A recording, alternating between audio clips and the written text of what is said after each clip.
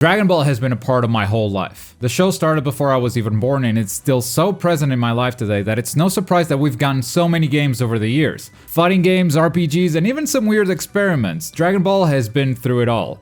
After ranking all the Naruto games on the channel in a series that took me 2 years to finish, it's time to start something new. Starting today, I'll be ranking every Dragon Ball game that was released in the West, and in order to rank these games, I have to play and finish every single one of them. Welcome to the first episode of the ranking of Dragon Ball games. This video is brought to you by Raycon. The everyday earbuds look, feel, and sound better than ever. They come in a variety of colors so you can choose your favorite, and they offer 8 hours of playtime and a 32-hour battery life. The best part is they start at half the price of other premium audio brands. Thanks to their optimized gel tips, they have the perfect in-ear fit, which makes them so comfortable that I wear them every night as I fall asleep. At the same time, they simply will not fall off whenever you want to work out. Parkour! And of course, they sound great. Each earbud actually has a button. This thing is a button. If you hold the left earbud, it cycles through 3 different audio profiles, so you can have pure sound, balanced audio, or bass. And the right button cycles through noise cancellation or awareness mode, which is useful for whenever you're listening to music or podcasts, but you know that you have a delivery coming and you want to hear the doorbell ring. With all these features, it's no wonder they have over 49,000 5-star reviews. So if that sounds good to you and at the same time you'd like to support the channel, go to buyraycon.com/Globku to get 15% off anything you order. That is buyraycon.com/Globku for 15% off. The link is down below. And thank you Raycon for sponsoring this video.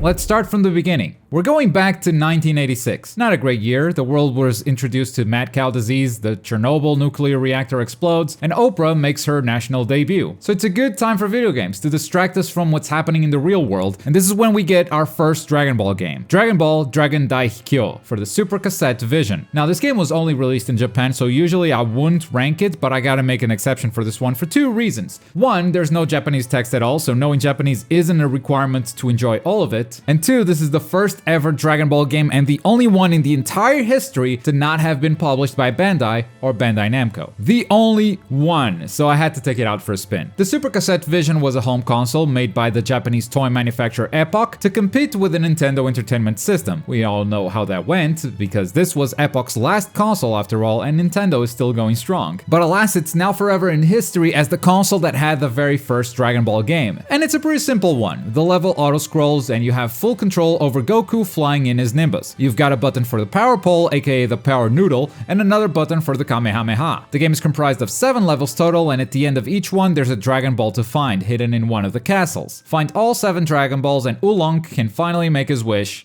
panties.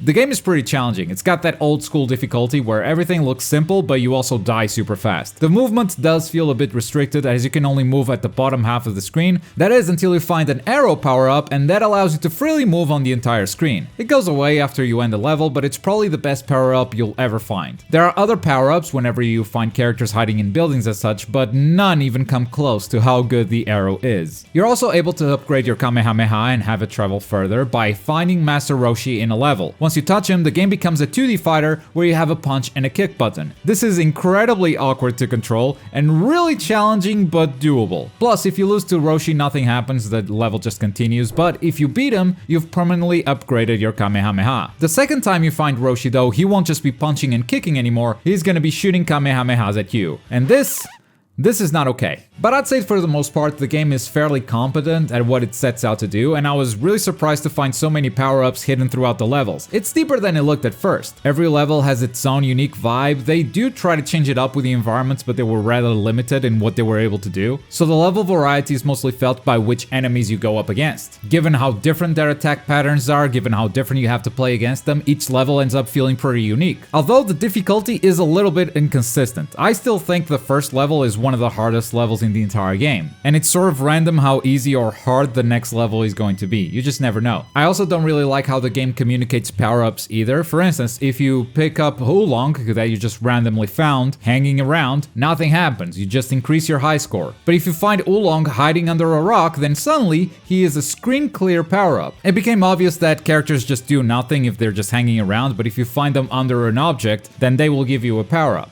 but I just feel like there was maybe a way to better communicate what a power-up was and what it wasn't. Maybe just have the different food pickups hang out in the wild and have the characters actually give you power-ups, instead of just having the same character do nothing if it's out in the open, or then give you a power-up if you happen to find them on a destroyed building. And that's especially frustrating because a lot of the power-ups also don't matter. Some of them are just spamming Kamehamehas or the power pole automatically, which you could do anyway by spamming the buttons yourself. And also I just had to mute the game after playing it for about an hour because the same track loops endlessly, and it's a bit too much.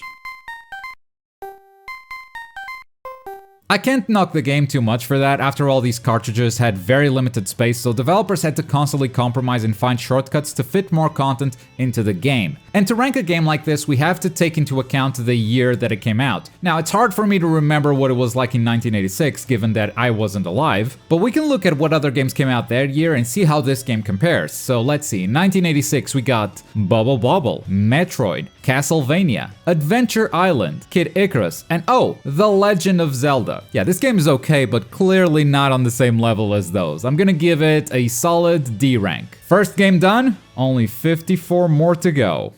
We're gonna stay right here in 1986 for this next one. This was Bandai's first Dragon Ball game and it came out on the NES. And this is not the game that we're reviewing. Instead, we're gonna look at the Western version of this game, which is called Dragon Power. Instead of Goku in the cover, we have Mr. Karate. They replaced a lot of the Dragon Ball for the English version. If I had to guess, this is because this was long before Dragon Ball came to the United States. So instead of basing a game on something that no one knew anything about, they based it on Journey to the West. Roshi is now a bearded old man. Instead of panties, he asks Nora. He asks Nora for sandwiches in exchange for the crystal ball. There are a lot of changes this game made, not just to the names and sprites, but even the music was completely different. But in general, the plot is sort of the same. Goku and Nora go on an adventure to collect the 7 crystal balls. But the localization in this game was also really bad. It's like the whole game was translated by that one cousin who said he speaks Japanese but actually has only been to 5 lessons. So the whole thing is written in a really weird way because this is simply not how people talk. Gameplay is pretty basic. You walk around and you've got a jump button and a punch button. There are many power-ups you can find throughout the levels and a ton of hidden rooms that may contain these power-ups. They're all limited, but you could find, for instance, the power pole, which increases your damage and range. You can find a sandwich,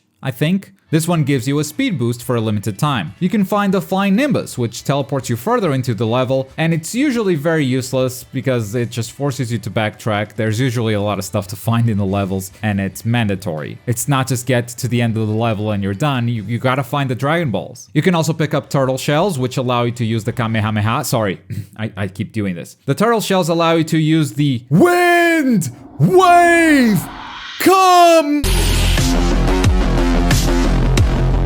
Here's the thing though, the game doesn't teach you how to do the Wind Wave Come, but fortunately I found out how to do it thanks to the game's manual. You just press the attack and the jump button at the same time, except that doesn't work either. What you actually have to do is hold one of those buttons, and once Goku enters the stance, that's when you press the other one. It took me a really long time to figure this out that I ended up only using it in the final levels, because even the manual didn't know how to do it properly. The story in this game is split into 2 parts. The first part is gathering the Dragon Balls, which is the first 6 levels, and after you gather them you can even choose a wish, like more sandwiches. And you can also make the dragon show up in the title screen. And for the second part of the story, I'm not really sure what you do. Nora and Pudgy, which is Oolong, they say goodbye and they say that you can't use the Dragon Balls for a year now. But then the next level starts and you're collecting the Dragon Balls again. And there they are! We just said goodbye! This was very confusing, and then I found out that they cut a whole arc from the Japanese version. There's supposed to be a whole tournament arc with you fighting against Yamcha and Krillin and a bunch of other enemies before we get to this other story.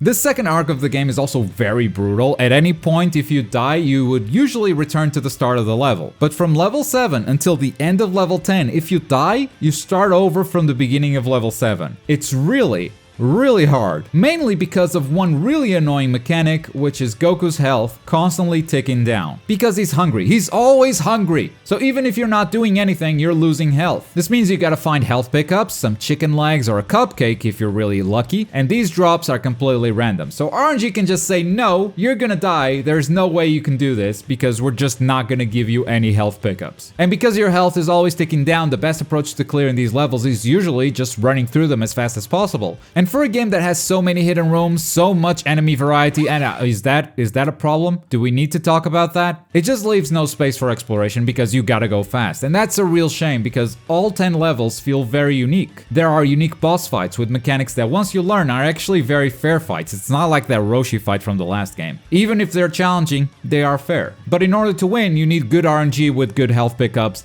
and that's non-negotiable. I loved my time with this game, and I think the bad localization only made it better, because this was one of the funniest Dragon Ball stories I've ever experienced. It was pretty confusing to go from the first arc to the second arc, most likely because of the arc that they cut off from the Japanese version. But even outside all that story stuff, I like this game a lot. Playing through each level was fun and would have been even better if my health wasn't constantly ticking down. So this is also going to be a D rank, and even though it has a lot more flaws than the previous game, it's also doing a lot more, and I certainly left my ass off with every cutscene, and for that, I'm gonna rank it above Dragon Daihikyo. You may have noticed that we've got a little oolong icon next to these games. Every episode of the ranking, we're gonna have a new icon next to the game's title, so hopefully, once this becomes a bit more populated, it will be easier to remember what episode each game is from. And this is the episode where Oolong got his panties wish.